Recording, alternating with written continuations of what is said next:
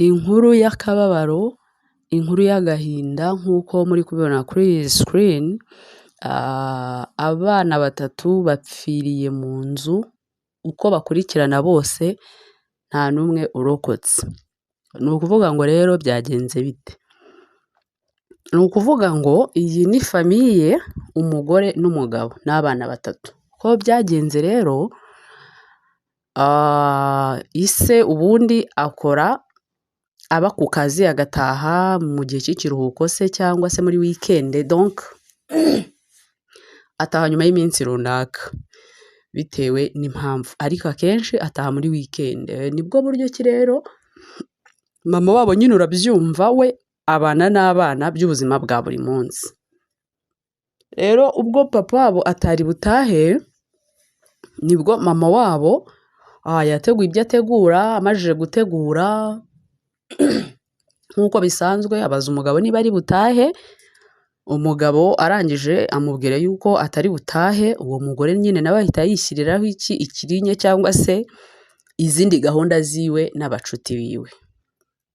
Nibwo rero umugore yafashe abana bashyira mu nzu, amajije kubashyira mu nzu abacuti be baramuhamagara bamubaza niba uyu munsi ari buboneke, bikubitanye n'uko umugabo atari butahe. Urumva iyo umuntu akora adataha akaza nka nyuma y'icyumweru cyangwa se nyuma y'ukwezi, imyiteguro y'umuntu utaha buri munsi mu rugo n'iyo umuntu uri buze gutaha haciyeho iminsi ni ibintu bibiri biba bitandukanye.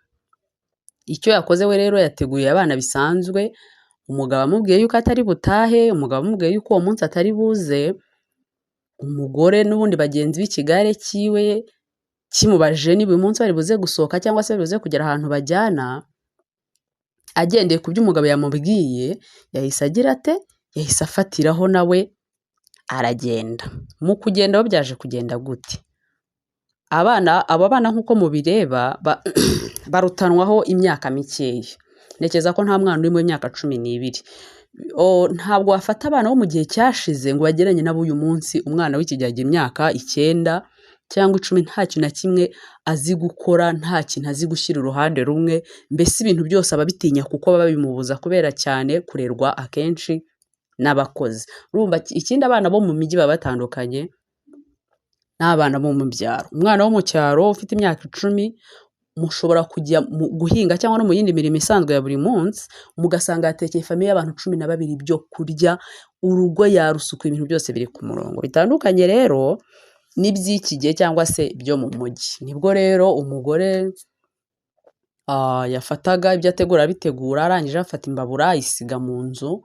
Amajije kuyisiga mu nzu, we yigirira ate, yigira kuryoshya n'abacuti be, yigira mu kabari, arabyina, aranywa, ararya, ariko akenge ko kuvuga ngo iyi mbabura nsize aha ngaha yateza iki ntiyakabona. Akenge ko kuvuga ngo ndahamagara abaturanyi bandebera abana niba basinze, niba bakiri gukina, ibyo byose ntiyabyitayeho.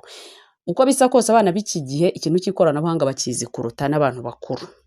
Ntiwamenya ngo basigiye telefone ngo babaze bimeze gute, ese mwaryamye mugiye kuryama se, ibyo byose uyu mugore nta kintu na kimwe yongeye kumenya kiwe mu rugo. Urumva hari abagore bameze nk'aho baciye ikiziriko. Kugenda mu kabari umugabo yamubwiye ngo ntari buze, donc yagiye nta kuvuga ngo hari umwitangirizwa, yagiye nyine nka nyiri urugo ugiye, nta wundi muntu bivuze kumubaza ngo urataha ryari, ko bwije utari wagera mu rugo. We nyine icyo yakoze ni ukuvuga abana bari mu nzu nta kibazo, nanjye ndasohotse n'abacuti banjye. Icyabayeho ni iki?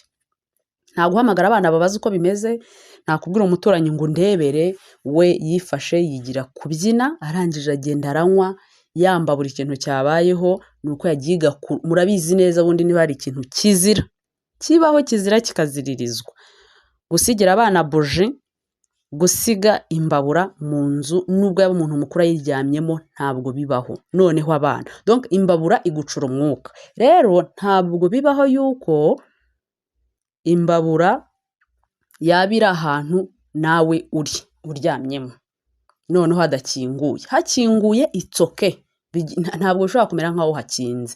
Ariko imbabura ni ikintu kizira kikaziririzwa, buji noneho ukuntu abana bayikunda. Ntushobora no kumenya n'igihe yafashe mu madido, ntushobora no kumenya igihe yafatiwe na matora, bagahita bahiramo. Izo kesi nyinshi cyane cyangwa ayo maksida murayazi ukuntu yagiye aba inshuro zirenze imwe cyangwa ebyiri, mujya mubyumva. Abo bana nubwo bari bari mu nzu, nyina yibereye iyo yagiye nyine, yagiye kwiryohereza, ubuzima bwaryoshye, yagiye aranywa. Urumva kunywa nta muntu wibuze kukubaza ngo yewe nta kintu na kimwe yigeze yifuza kumenya. Yanyweye arasinda, amajije gusinda, urumva iyo wasinze uba witandukanyije n'ubwenge. Icyabaye yambabura byaje kurangira igize ite, yishe babana, umwe babiri batatu. Tekereza imirambo 1 2 3 mu nzu yawe ku bana wiyiciye. Ndumva nta muntu wakana yuko abo bana bishwe na nyina babyara wabagiriye ku gisa, rwose niwe wabiyiciye. Nta byo kumwishima hejuru cyangwa twumve ngo nibyo byari bimukwiriye, hoya. Gusa bibisomo no ku bandi bantu babye bamenye uko bamanaging ibintu. Umukobwa cyangwa umuhungu agira uko agenda mu bigare bye, ariko iyo umuntu amajije kuba marié, noneho hajemo inshingano zo kurera z'urubyaro z'abana, ibintu bijyanye no gusohoka ni ibintu utegurira igihe kinini. Noneho umwana 1 2 3 ni ibintu uteguraho nk'ukwezi kose uri kubyigaho, ariko we babe bakimukoraho ati ndagiye. Ntiyitaye ku mpamvu zose, ntabaje ati se iyi mbabura yateza ikihe kibazo, iyi mbabura ibyayo ni ibiki, we bamukoze bakoze ku rutsinga hagenda we, atitaye ku zindi ngaruka zose. Arangije aragenda arasinda, finali aje asanga, urumva yaje n'ubundi yasinze, asanga abana bose bagize bate, bapfuye. Tekereza nawe icyo kintu, utekereza umugabo uri ku kazi kumva iyo nkuru, kuko ubundi umugabo yagombaga kuza ku munsi ukurikiyeho. Tekereza kuza agasanga inkuru imeze nk'iyo ngiyo mu rugo, ku muntu yahaye ibyo ashoboye byose kumuha, ariko akifata akagenda akigira mu mayoga n'ibigaye by'inshuti ze, nta kintu abuze mu rugo, kandi nubwo yaba akibuze nibwo bushobozi buba buhari kandi uba warabyemeye. Ukigira hehe? Mu mayoga, abana kugeza igihe cy'uko bagize bate, bapfa. Mw'abantu mwe buriya gazi iratinywa, ariko n'imbabura ntabwo ariyo kwizerwa. Buje iratinywa, ariko n'imbabura nta cyiza cyayo, nayo bisanga uyimanaging. Rero ntiyo abantu basigaye mu mazu matoya, nta hantu ugomba guhurira nayo. Nako akunda umuntu ava mu kazi akirambika ariko ayicanye, birangira iguhitanye da. Rero bibisomo ku bantu bose, niba uri umubyeyi ugomba gufata inshingano bitandukanye n'umujene utari waba mari. Ugomba kugira uko managing ibintu byawe, ibintu by'ibigare byo kugenda nta gahunda wateguye ukabigabanya. Ubu si umubyeyi si wari buze kuvuga ngo yikoze mu nda, niko bigomba kwitwa, si we wihekuye. Ubu umugabo aka kanya ari muri koma, umugabo aka kanya aho azavira muri koma ntabwo tuzi neza ko ashaka gusubirana n'uwo mugore.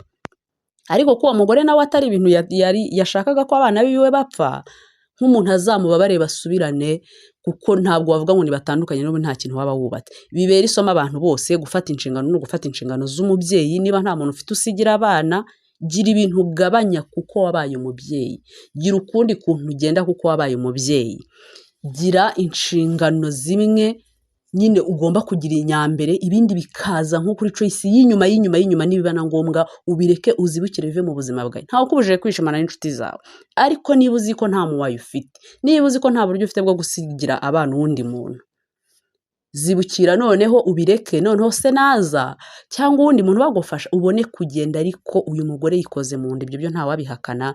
Ariko Imana yorohereza umuryango, yaba uyu mugore ubwo isindwe ryamuvemo, of course Imana imworohereze. Uyu mugabo we noneho ni ibintu byamutunga, yageze mu rugo, Imana imukomeze imuhumurize. Nta kindi kintu wababwira, kuko uyu muryango urababaye, uyu muryango ufite agahinda, ariko Imana iborohereze ibakomeze. Ariko icyiza nuko bagumana, kuko uyu mugabo umujinya afite biragoye ko bazasubirana, ariko Imana ibakomeze